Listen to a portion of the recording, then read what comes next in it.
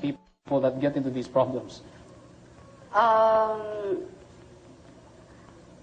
I guess kung if they're really interested, siguro they should work hard.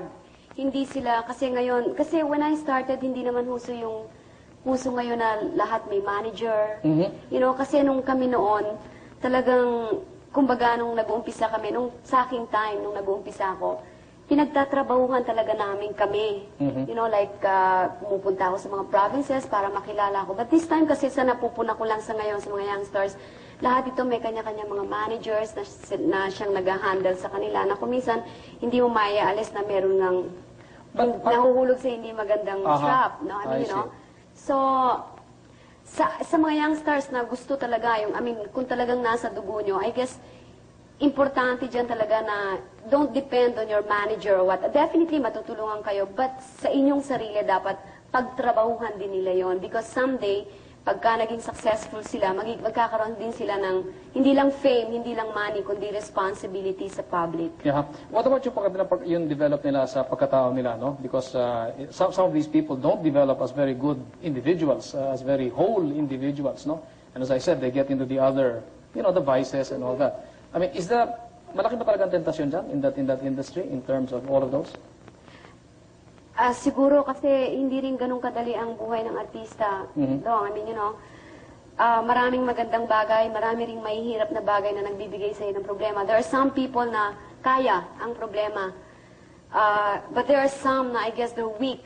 Na kaya kung minsan they depend on drugs, they depend sa mga, let's say, friends na unfortunately hindi magandang friends. Kaya kung saan-saan sila nadadala.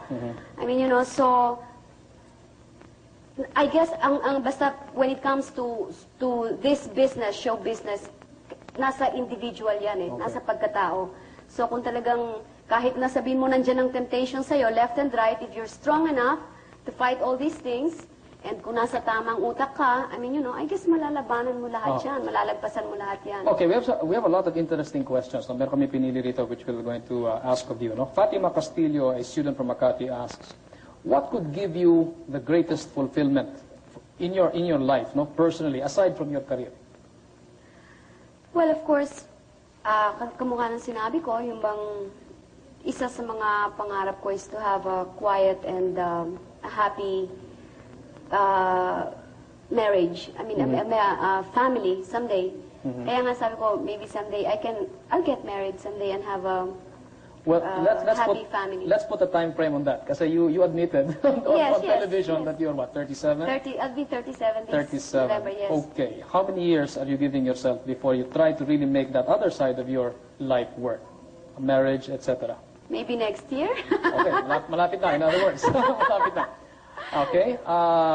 Let me put it another way, no? Because this has always intrigued me.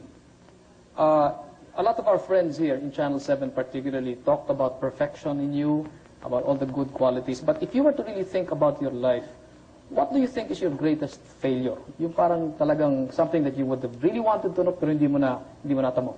My education. Oh, really? Yes. Kasi high school graduate lang ako. Yun, ngayon ko nalalaman kung gaano ka-importante yung education sa isang tao. And sa akin lang, siguro kahit papano, ang nakatulong lang sa akin, since high school graduate lang ako, I didn't stop from there. Kahit papano yung self-education, like when I stopped, puro pelikula, tinuruan ko rin yung sarili ko kahit papano, like I read magazines or mga Reader's Digest, or sometimes I tape my voice para malaman ko kung ano mali sa diction ko, kung ano. And one thing sa akin, siguro, hindi ako yung klase ng taong nahihiya pag hindi ko alam ang isang bagay. Open ako, like, when I don't understand, let's say, a word, I ask, ano ibig sabihin ng word na yan? And sa tagal ko na, sa pelikula, siguro kahit pa paano malaki ang naitulong sa akin noon. Nakatulong kahit konti. Diane Datuin from Quezon City maybe asks the same question, baka yun na rin nasagot mo. Ano pa ba ang gusto niya na sa buhay niya na hindi pa niya narating? Yun na rin ba yun? Yeah, yun na rin. Family life, education Family life also. and education. Okay. Mrs. Reyes, a housewife, and Tess Walhati from Sampaloc have a similar question. How many more years do you have in show business? When will you retire? I'm an avid fan of yours, Mrs. Reyes asks, hanggang kailan mo balak ipagpatuloy ang pag-aartista? Sa pag-aartista, hindi ko alam. Hindi ko sinasabi magpo-quit na ako, but maybe lay low. I want to finish all my commitments kasi I still have commitments with Regal and Viva Films. And then meron pa with Vision and Golden Lions.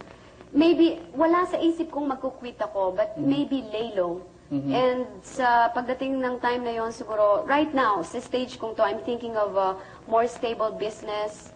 And then maybe someday, pagka nag-asawa ko or nagkaanak uli, definitely, mas priority na yung personal life ko kesa sa career. Nakakalata ako ng konti. Tell me the truth. You're tired? You're feeling a little tired or what? Well, sometimes I do, but if you'll ask me now, sabi ko nga kanina, I'm still here, so excited pa rin ako in a way.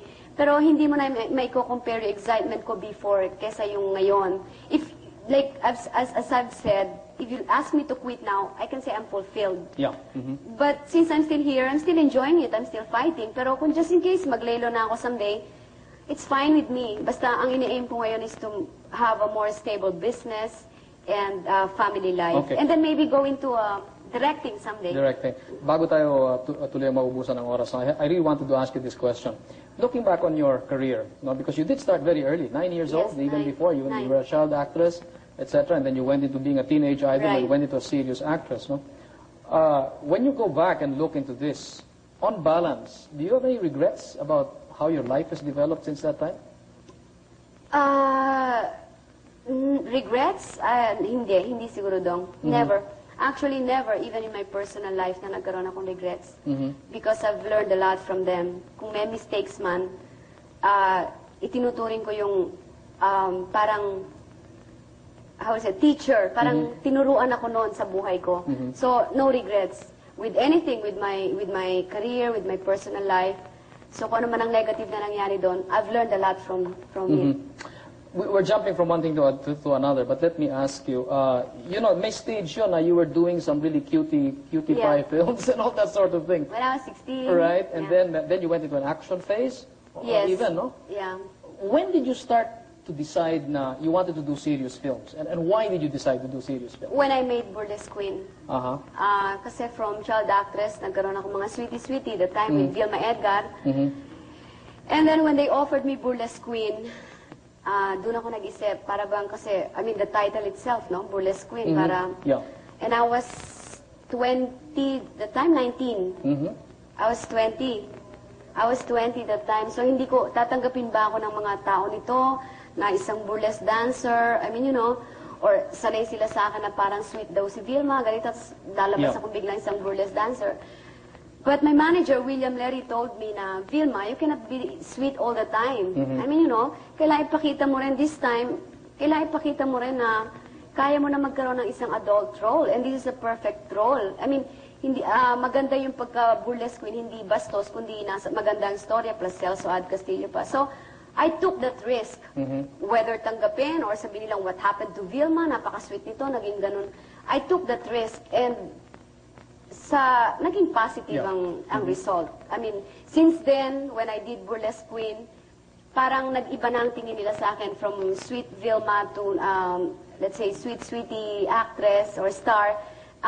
After Burlesque Queen, ang naging tingin nila sa akin parang isang naging serious actress, adult. Parang mas mature na ang dating ko sa tao, hindi na the sweet At 20? At 20, yes. Okay. All right, you have to take a break. We'll be right back.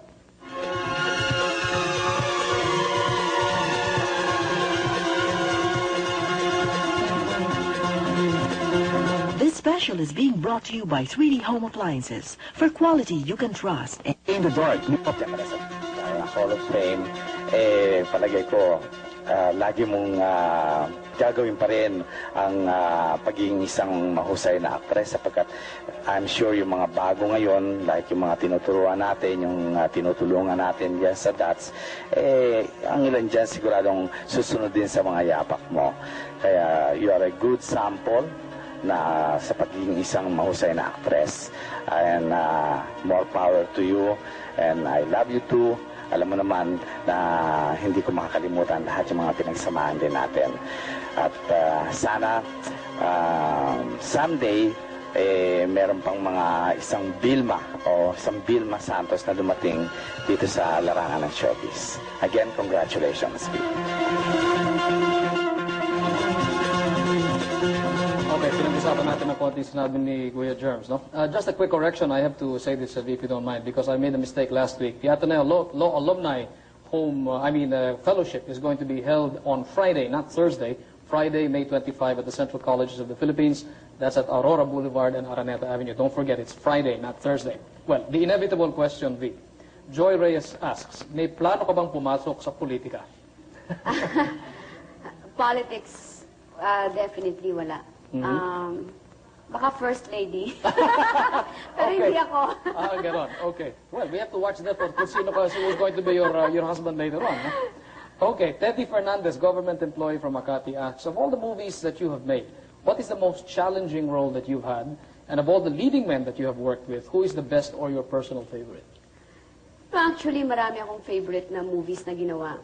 I mean, of course, marami yan, but one of them siguro isang hindi ko makakalimutan, yung where I got my Grand Slam, Relasyon. And I played the role of a mistress there. Yes.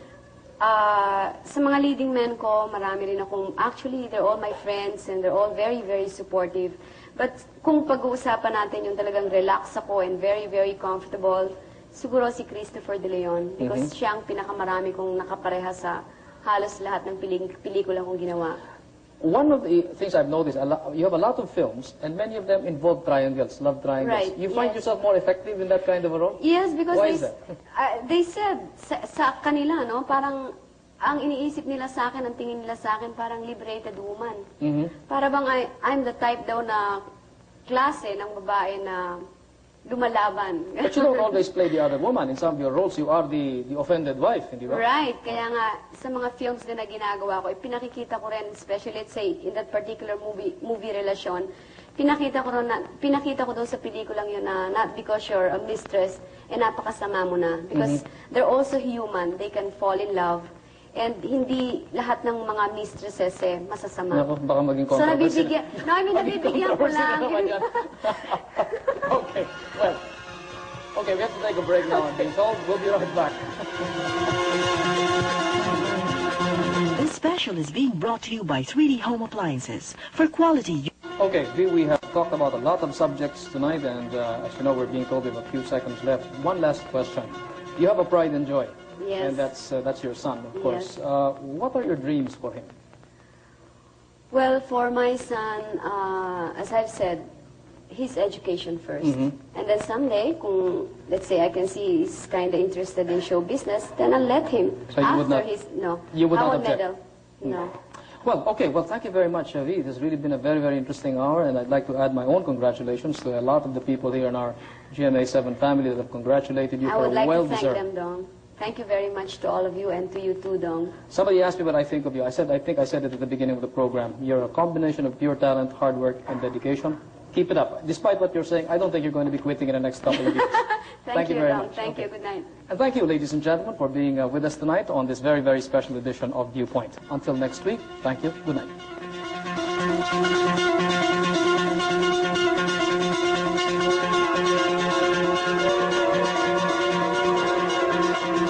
Please stay tuned for some inspiring features in tonight's 700 Club International.